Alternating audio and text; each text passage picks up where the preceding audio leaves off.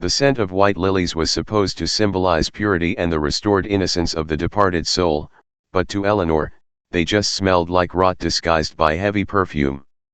The floral arrangements were everywhere, banking the altar of St. Jude's in towering, ostentatious displays of grief. It was too much. Arthur would have hated it. He had always been a man of clean lines and minimalist aesthetics, an architect who believed that less was invariably more. Eleanor stood at the front of the nave, the stained glass windows casting long, bruised shadows of violet and crimson across the polished oak floor. She was trapped in the center of the receiving line, a statue carved from obsidian silk and chalk. For the past 2 hours, she had performed the excruciating choreography of the grieving widow. She offered her cold, trembling hands to a never-ending parade of extended family, neighbors, and Arthur's corporate colleagues. "I'm so sorry for your loss, Eleanor," whispered David, Arthur's managing partner, his eyes wet. He was a visionary. "The firm won't be the same without him." "Thank you, David," Eleanor murmured, her voice sounding thin and hollow, as if it were coming from a radio in another room. "He loved his work. He loved all of you. He loved you most of all," David insisted, squeezing her hand with well-meaning crushing force. "He talked about you constantly. 15 years, it's just so unfair." Unfair was a word that didn't quite cover the sheer, catastrophic suddenness of it all. 3 days ago, Arthur had kissed her forehead, complained about a sudden overnight site visit in a neighboring county, and walked out the door with his leather overnight bag. At 2:14 a.m. on Wednesday, Eleanor's phone had shattered the silence of their empty, sprawling mid-century modern home. A state trooper's voice, terribly gentle, had delivered the end of her world. A slick road. A blind curve. A drunk driver crossing the median. Death was instantaneous, they said. "He didn't suffer, ma'am. How could the universe just erase someone so vibrant?" Arthur had been the gravitational center of Eleanor's life. He was the man who remembered the anniversary of their first date, the man who left sticky notes with terrible architectural puns on the bathroom mirror, the man whose steady heartbeat beneath her ear was the only way she could fall asleep. They had built a beautiful, impenetrable fortress of a life together. They hadn't been blessed with children, a quiet, lingering ache that they had eventually soothed with expensive vacations and a fiercely devoted partnership, but they had each other. It had been enough. It had been perfect. As the heavy oak doors at the back of the church swung open to admit a late gust of crisp autumn air, the low drone of the church organ shifted to a somber, minor key prelude. The service was about to begin. Eleanor's mother-in-law, Beatrice, stepped up beside her, wrapping a frail, trembling arm around Eleanor's waist. "It's time, darling," Beatrice whispered, her face pale beneath her black pillbox hat. "Let's sit down. You've been standing for so long." "Just a moment, Beatrice," Eleanor said, her gaze drifting toward the back of the church. The heavy doors had not fully closed. Standing in the vestibule, framed by the gray morning light, was a woman. She was not dressed in the tailored, expensive black wool that populated the rest of the pews. She wore a simple, slightly faded navy blue dress that looked a size too big, paired with scuffed black flats. She was nervously twisting the strap of a cheap leather purse, her eyes darting around the vaulted ceiling of the cathedral like a trapped bird. She looked to be in her early 30s, perhaps 10 years younger than Eleanor, with tangled, honey blonde hair pulled back into a messy clasp. Eleanor frowned. She knew almost everyone in Arthur's life, every cousin, every client, every barista at his favorite coffee shop. She had never seen this woman before. Perhaps it was a junior drafted from the architecture firm? Or a stranger who had simply wandered in to escape the cold. But it wasn't the woman who made the breath stop dead in Eleanor's lungs. It was the child holding the woman's left hand. He was a little boy, no older than 7 or 8. He was dressed in a stiff, uncomfortable-looking miniature suit, complete with a clip-on tie that sat slightly crooked against his collar. He was shifting his weight from foot to foot, clearly overwhelmed by the sheer scale of the church and the sea of somber adults. Then, the boy looked up, staring straight down the long center aisle toward the altar. Eleanor's heart executed a violent, agonizing stutter. The church around her, the murmuring voices, the heavy organ notes, the stifling smell of lilies seemed to drop away into a terrifying vacuum of silence. The boy had a mop of thick, unruly dark hair that curled slightly at the nape of his neck. He had a strong, defined jawline that was unusual for a child his age. But it was his eyes. Hazel, tipped slightly downward at the outer corners, framed by thick lashes. He had a small, crescent-shaped birthmark just below his left ear. It was impossible. It was a biological impossibility, a trick of the grieving mind, a cruel hallucination brought on by lack of sleep and shock. But Eleanor was staring at a living, breathing photograph of Arthur from 30 years ago. She had stared at the albums in Beatrice's living room enough times to know exactly what her husband looked like at 7 years old. The resemblance wasn't just passing, it was absolute. "Eleanor? What is it?" Beatrice asked, noticing Eleanor's rigid posture. Beatrice followed her daughter-in-law's gaze down the aisle. Eleanor felt the older woman stiffen beside her, a sharp intake of breath hissing through Beatrice's teeth. Whispers began to ripple through the back pews. Heads turned. The collective attention of the morning congregation shifted from the polished mahogany casket at the front of the room to the hesitant pair standing at the entrance. The woman in the navy dress looked terrified, her knuckles white as she gripped the little boy's hand. She took a hesitant step forward, down the aisle. Eleanor didn't realize she was moving until she was already halfway down the center aisle. Her black heels clicked sharply against the oak floor, a rhythmic, solitary sound that cut through the low murmur of the crowd. Every instinct screamed at her to turn back, to sit in the front pew, to let the ushers handle this intrusion. But an invisible, terrifying magnetism pulled her forward. She stopped 3 feet away from the woman. Up close, the woman's eyes were rimmed with red, exhausted and swollen from crying. She looked at Eleanor with a mixture of profound sorrow and utter terror. "The church is closed for a private service," Eleanor heard herself say.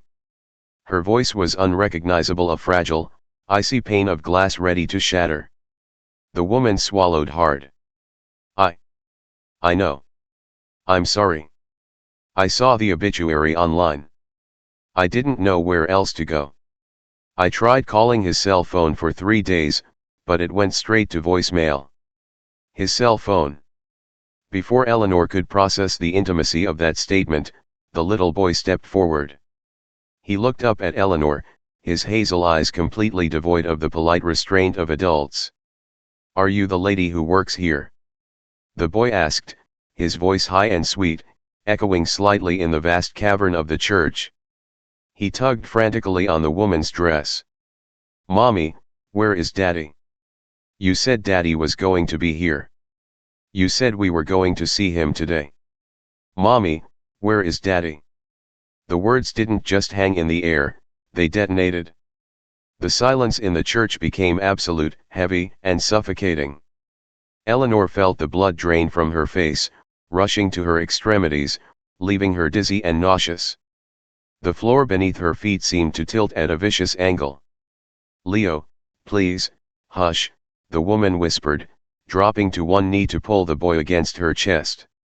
She looked up at Eleanor, tears finally spilling over her lashes and cutting tracks through her pale makeup. "I am so sorry.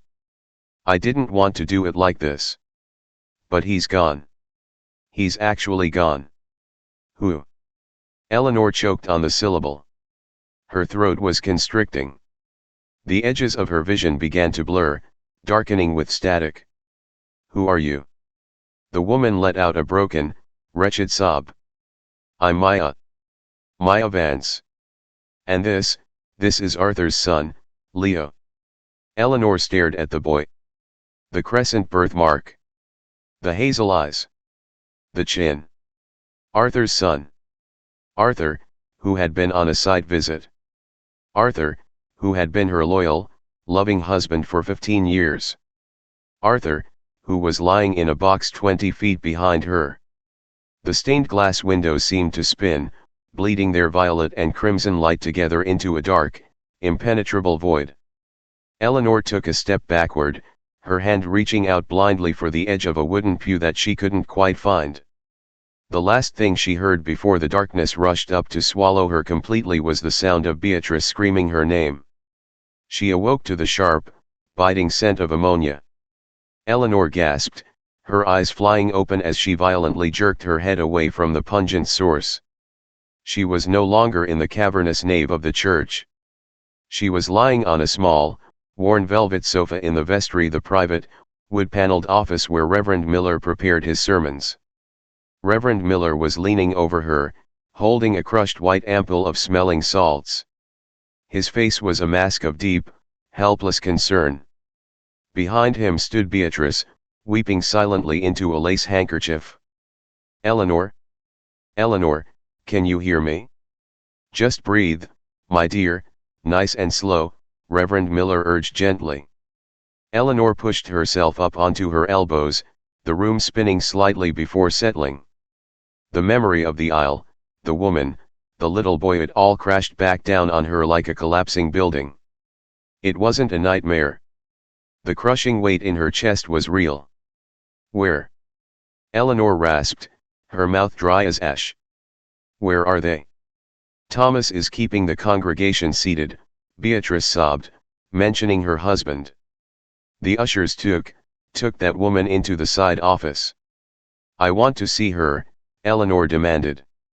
Her voice surprised her, it was no longer fragile glass, but cold, hard steel. She swung her legs off the sofa, ignoring the Reverend's protests. "Eleanor, no, you are in shock," Reverend Miller pleaded. "This is not the time. We need to focus on Arthur's service." "Arthur's service can wait," Eleanor snapped, standing up. Her legs were shaky, but a new, terrifying adrenaline was beginning to flood her veins. "Bring her in here. Now." Reverend Miller hesitated, looking to Beatrice, who just shook her head in despair. Realizing there was no arguing with a woman whose world had just ended twice in 1 week, the Reverend sighed heavily and stepped out of the vestry. A moment later, the door opened, and Maya stepped inside. She was alone. The boy, Leo, was presumably being watched by someone outside. Maya looked even smaller in the claustrophobic space of the office. She stood near the door, her hands clasped tightly in front of her, looking like a prisoner awaiting execution. For a long, agonizing minute, neither woman spoke. They just looked at each other, the tailored, wealthy widow in silk, and the exhausted, trembling mother in navy cotton. Two women anchored to the same dead man. "Tell me," Eleanor finally commanded, her tone deadly quiet. "Tell me exactly what kind of sick extortion this is. You found an obituary, you found a child who bears a passing resemblance, and you thought you could come here and shake down a grieving widow." Maya didn't look angry at the accusation. She just looked unspeakably sad. "I don't want your money, Mrs. Vance," Maya said softly. "Then what do you want?" Eleanor demanded, stepping closer. "Because my husband was a devoted man. He was with me for 15 years. We shared everything. He would never." "He told me he was divorced," Maya interrupted, her voice cracking. 7 years ago. We met in Portland. He said his marriage had ended horribly, that his ex-wife refused to drop his last name. He told me he traveled to California for work to manage the remnants of his old firm." Eleanor felt a cold sweat break out on the back of her neck. Portland. Arthur had a massive ongoing project in Portland. He was there for a week out of every month. He called her every night from his hotel room. "You're lying," Eleanor whispered, though the certainty in her own voice was crumbling into dust. Maya slowly opened her cheap leather purse. Her hands were shaking violently as she pulled out a manila envelope that had been folded in half. She opened it and extracted a thick, embossed piece of paper. She didn't hand it to Eleanor. Instead, she stepped forward and placed it gently on Reverend Miller's mahogany desk.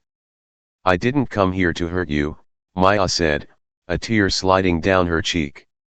"I came because my husband didn't come home on Tuesday, and my son wouldn't stop crying for his father. I didn't know you were still his wife. I am so sorry."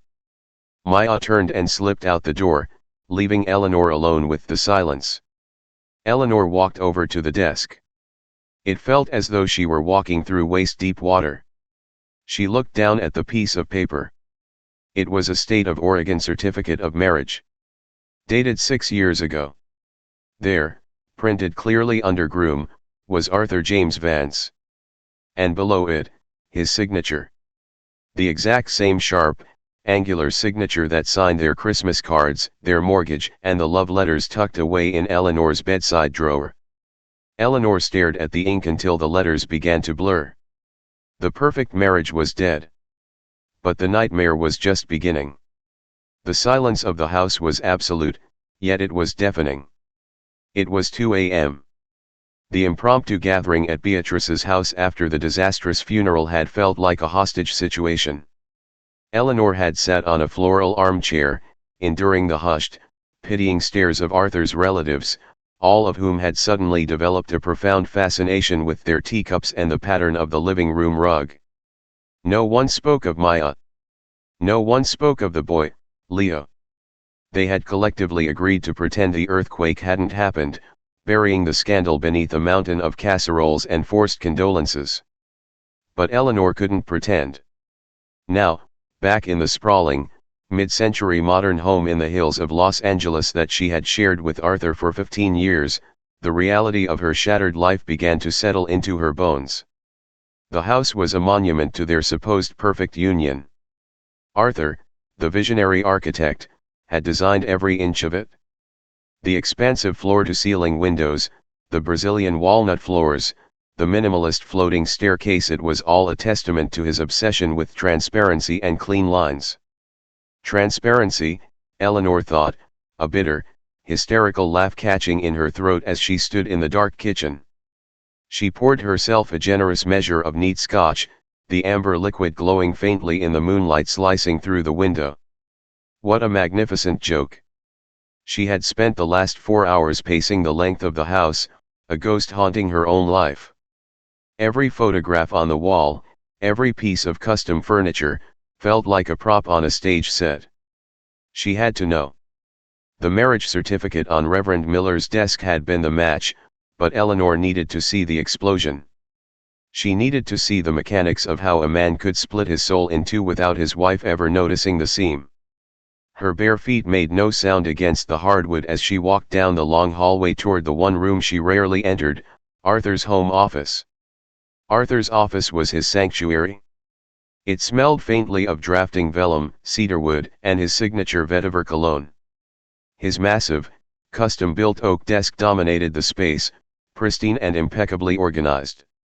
A sleek, silver desktop computer sat perfectly centered. Eleanor sat down in his heavy leather chair. It sighed beneath her weight, a familiar sound that sent a fresh spike of agony through her chest. She reached forward and tapped the space bar. The large monitor flared to life, illuminating her pale, exhausted face in its harsh bluish glow. A password prompt appeared. Eleanor rested her fingers on the cold aluminum keyboard. She typed Eleanor 15, the password he used for his home streaming accounts. Incorrect password. She tried his birth date. She tried their wedding anniversary. She tried the name of his childhood dog. Each attempt was met with a violent little shake of the password box, denying her entry. She leaned back, rubbing her temples. Arthur was meticulous. He wouldn't leave his darkest secrets protected by something she could easily guess. If he had built a second life, he had built a firewall to protect it. She needed to look at the physical space. Eleanor turned on the brass desk lamp and began opening drawers. The top right drawer held expensive fountain pens, neatly aligned. The middle drawer contained pristine notebooks and architectural scales. The bottom drawer, the deep filing cabinet, was locked. She tugged at the handle. It didn't budge. She ran her fingers under the lip of the desk, searching for a taped key, but found nothing. Frustration, hot and jagged, began to replace her grief. She stood up, marched to the kitchen, and returned with a heavy, flathead screwdriver from the utility drawer. Eleanor had never broken a thing in her life. She was a woman of refinement, a gallery curator who handled priceless ceramics with white gloves. But tonight, the rules of her reality had burned to the ground. She wedged the steel tip of the screwdriver into the gap above the lock of the bottom drawer and slammed the heel of her hand against the handle. Wood splintered. She hit it again, harder this time, a feral grunt escaping her lips. With a loud crack, the locking mechanism gave way, and the drawer slid open. Inside, there were no paper files. There was only a false bottom made of thin black felt. Eleanor peeled the felt back. Resting in the hidden compartment was a sleek, matte black external hard drive and a small, leather-bound notebook. Her hands trembled as she lifted the notebook. She flipped it open. It wasn't a diary. It was a ledger of passwords and accounts, written in Arthur's precise, architectural block lettering. Most of the entries were innocuous software licenses, airline reward numbers. But on the very last page, written in red ink, was a single line. PDX, archival, form follows function 1980. PDX. The airport code for Portland, Oregon. Where Maya lived. Where Arthur went for a week every single month to oversee the massive commercial redevelopment project. Eleanor grabbed her own laptop from the living room, brought it to the desk, and plugged the black hard drive into the port. A prompt appeared on her screen. The drive was heavily encrypted. She carefully typed the password from the notebook, form follows function 1980. The progress bar spun for an agonizing second, and then the drive opened. The screen populated with dozens of neatly organized folders. Eleanor's breath hitched. She was standing at the threshold of her husband's alternate universe. She clicked on a folder labeled Financials. A grid of PDF documents appeared. She opened the first one. It was a bank statement from a regional credit union in the Pacific Northwest. The account holders were listed as Arthur J. Vance and Maya E. Vance. Eleanor stared at the balance, her eyes widening. There was over $80,000 in the checking account alone. She opened another document. It was a history of wire transfers. Every quarter, for the last 6 years, massive sums of money had been funneled from Arthur's personal accounts into this joint Portland account. 30,000 here. 50,000 there. Bile rose in Eleanor's throat. These were Arthur's quarterly partnership bonuses. The same bonuses he had repeatedly told Eleanor were being reinvested into the firm's equity pool to secure our retirement. When she had asked to remodel their outdated kitchen last year, he had kissed her cheek, sighed heavily, and said, "Not right now, Elle. We are cash poor but asset rich. We have to be disciplined." He hadn't been disciplined. He had been funding a second household. She clicked out of the bank statements and opened a folder labeled Property. Inside was a digitized deed of trust, closing documents, and a property tax assessment for a home on Sycamore Lane in Portland. There was also a subfolder titled House Photos. Eleanor clicked it, a masochistic urge compelling her forward. The photos filled her screen. It wasn't a sleek, sterile modern glass box like the house she was currently sitting in. It was a warm, inviting craftsman home with a sprawling front porch, painted a cheerful sage green. There was a tire swing hanging from a massive oak tree in the front yard. It was a house meant for a family. It was a house bursting with life.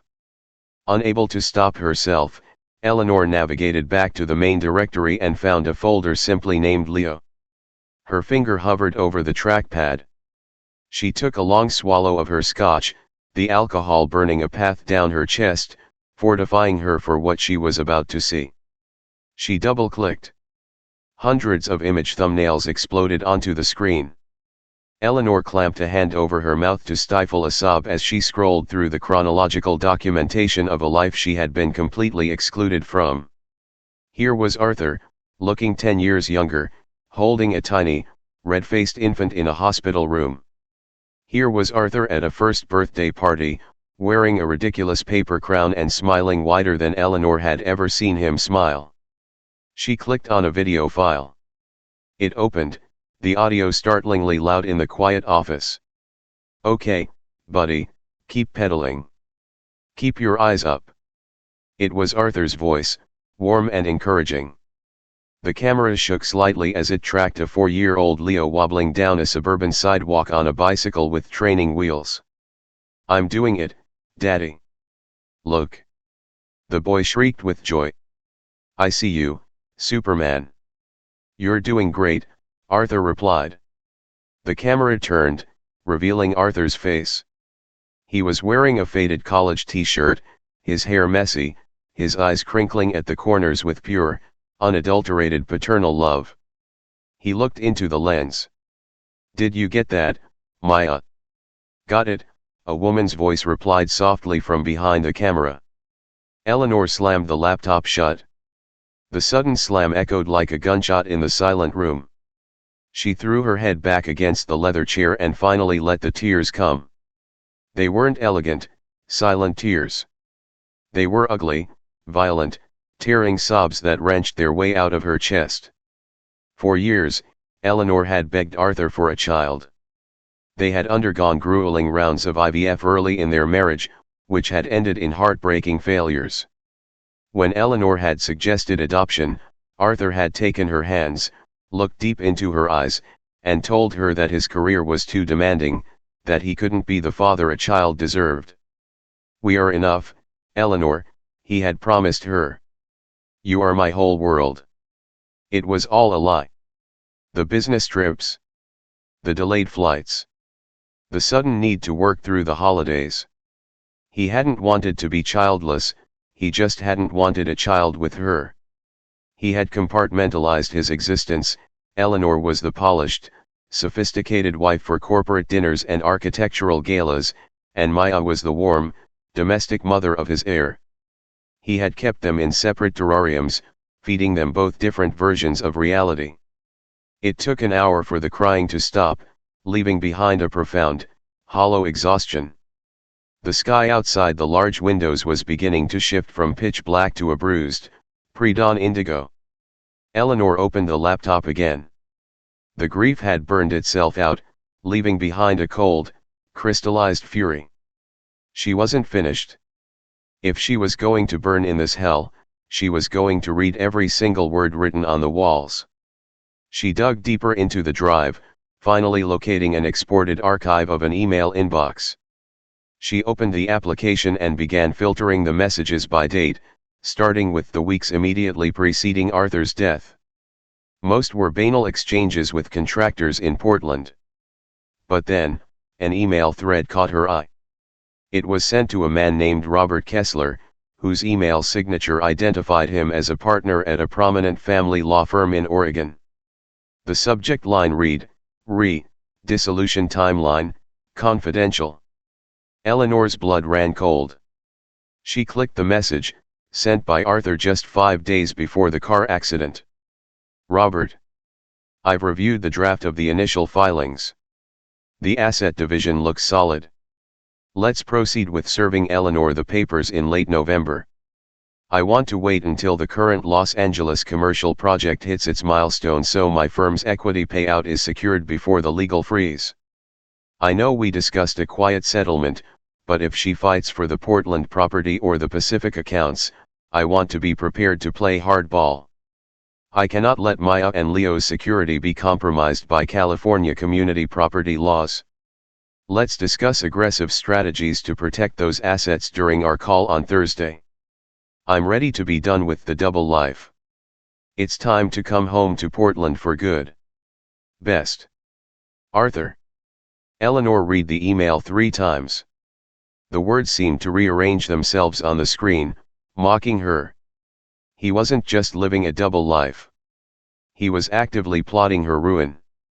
He had been planning to blindside her with divorce papers right before Thanksgiving, using high-powered lawyers to legally shield the millions of dollars he had siphoned away to his secret family, leaving Eleanor with the scraps of the life they had built. He had called her the double life. He was ready to come home. The man she had mourned at the church yesterday did not exist. He was a phantom, a meticulously constructed character designed to keep her placated while he built his real life 1,000 miles away. The sun crested the Hollywood Hills, flooding the office with harsh, unforgiving golden light.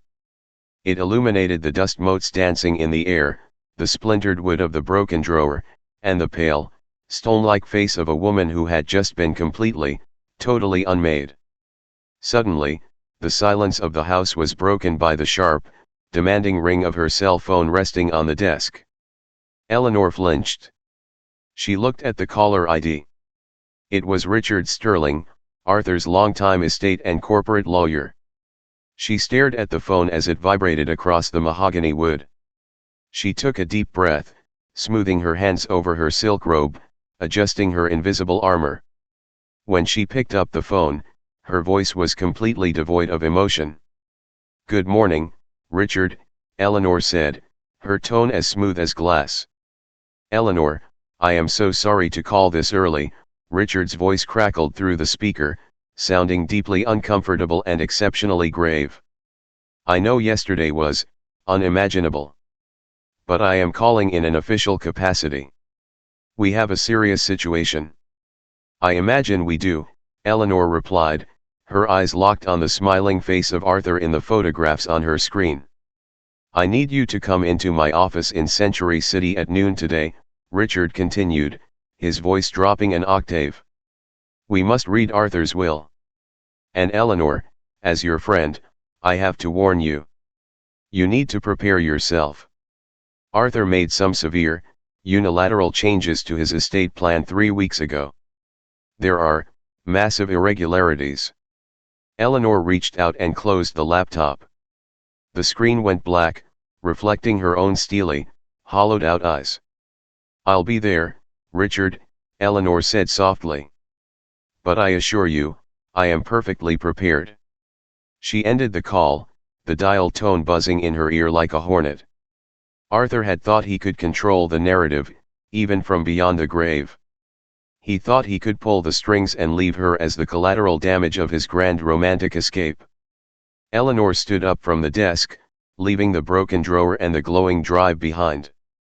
She wasn't going to be collateral damage. She was going to be the storm.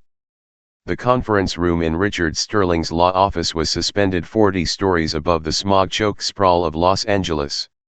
It was a sterile, intimidating space made of glass, chrome, and cold gray slate, designed to make clients feel simultaneously wealthy and utterly insignificant. Today, for Eleanor, it felt like an abattoir. Richard sat across the massive expanse of the granite table, flanked by a junior associate who looked like he desperately wanted to be anywhere else. Between them sat a thick manila folder. It looked identical to the one Maya had pulled from her cheap purse in the church vestry. To Eleanor, manila folders had become the official packaging of her destruction. "Eleanor," Richard began, clearing his throat. He wouldn't meet her eyes, fixing his gaze instead on his gold fountain pen. "As Arthur's executor, it is my legal obligation to read the last will and testament, as well as disclose the current state of the estate's liabilities and assets. I want to preface this by saying, I pushed back. I advised him strongly against these amendments." "Just read it, Richard," Eleanor said. Her voice was flat, her posture rigid in the ergonomic leather chair. She was wearing her armor, a sharp, charcoal gray tailored suit, her hair pulled back into an unforgiving twist. She had spent the last 24 hours weeping over a broken desk drawer. She refused to shed a single tear in this room.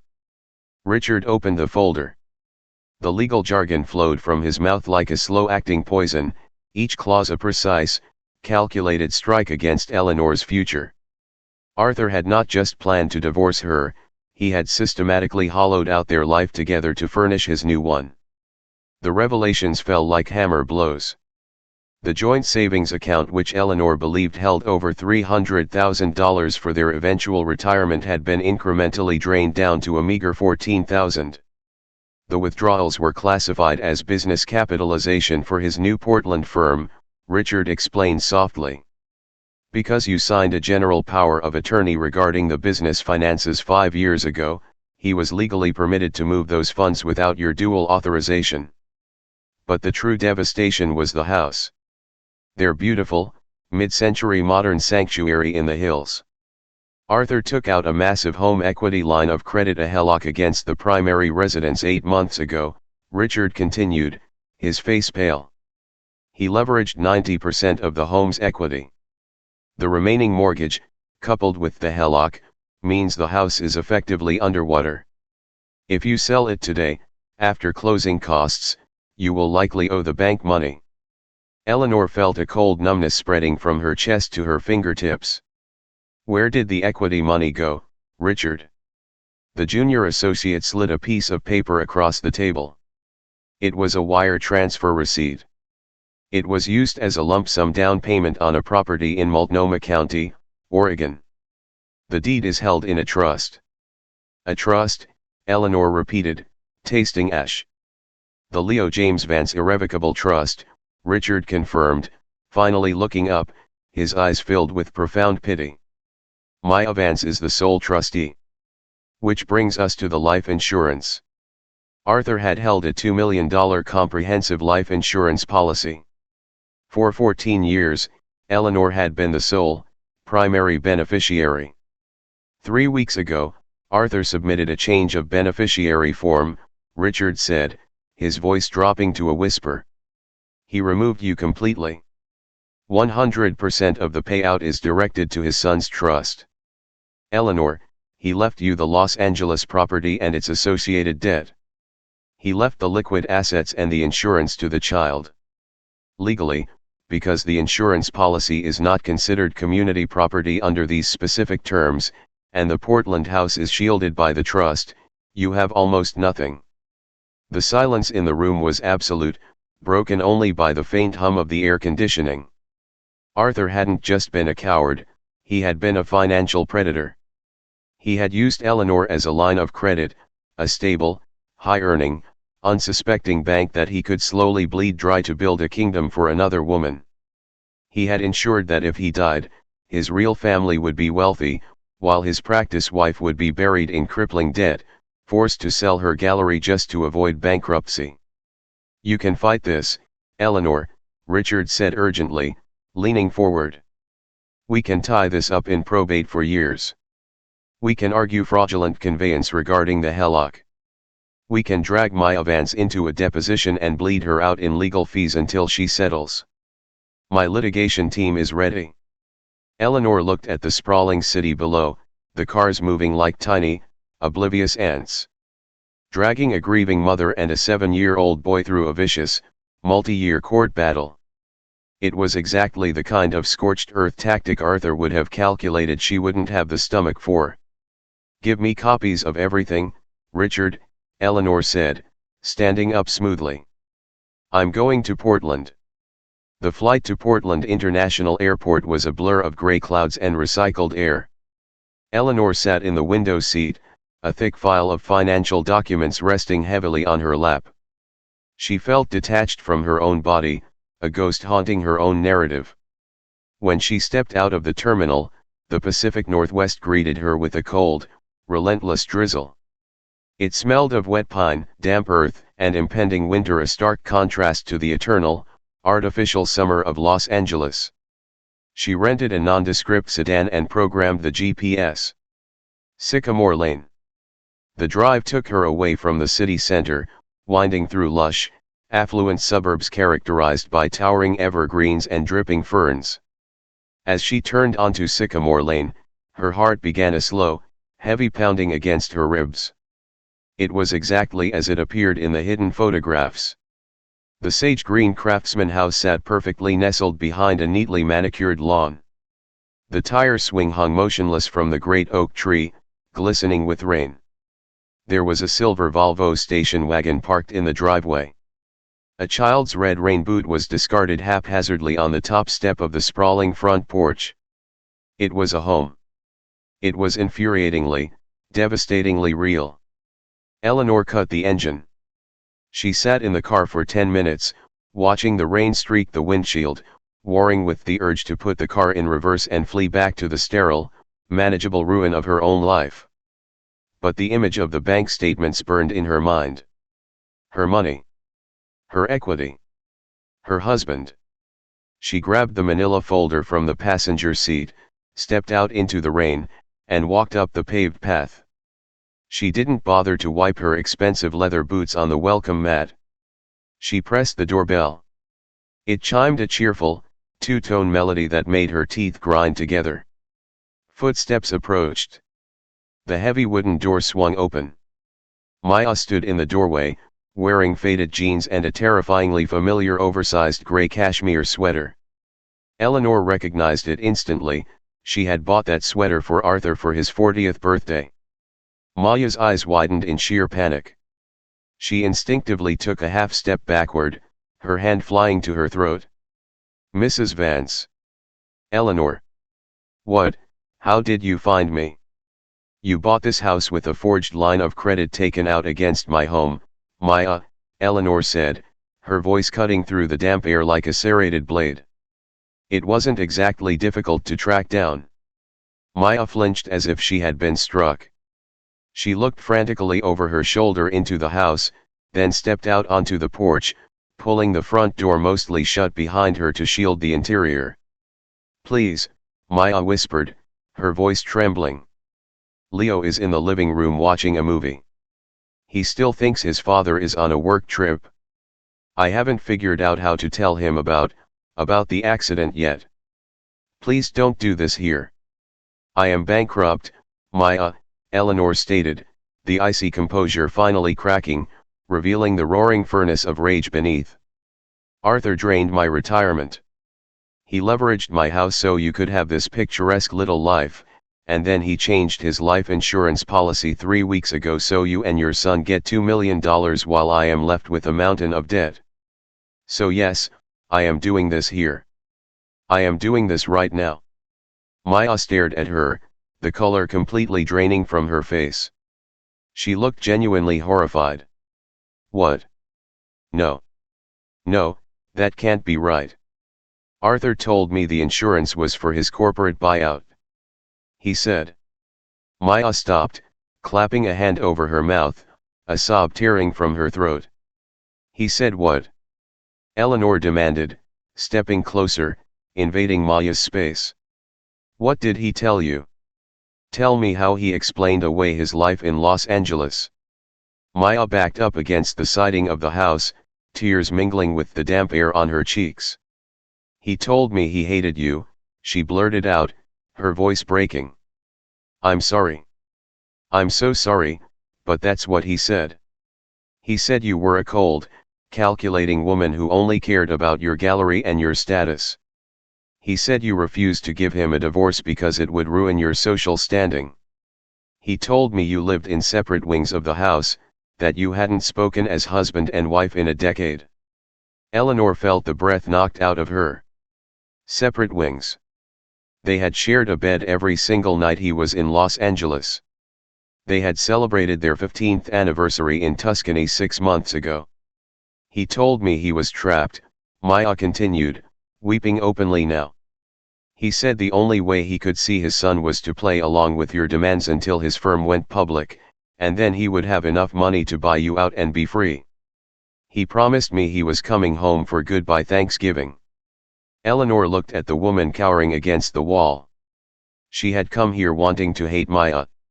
She had wanted to see a gold digger, a home wrecker, a villain she could unleash her lawyers upon.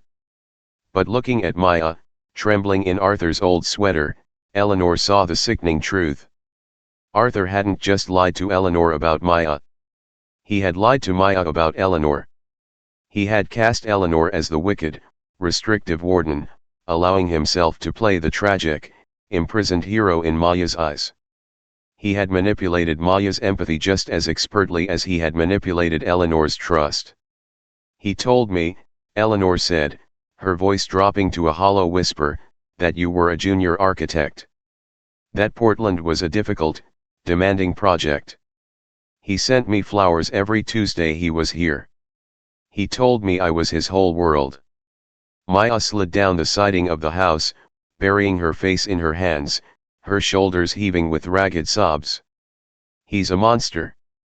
Oh my God, he's a monster, and I let him raise my son.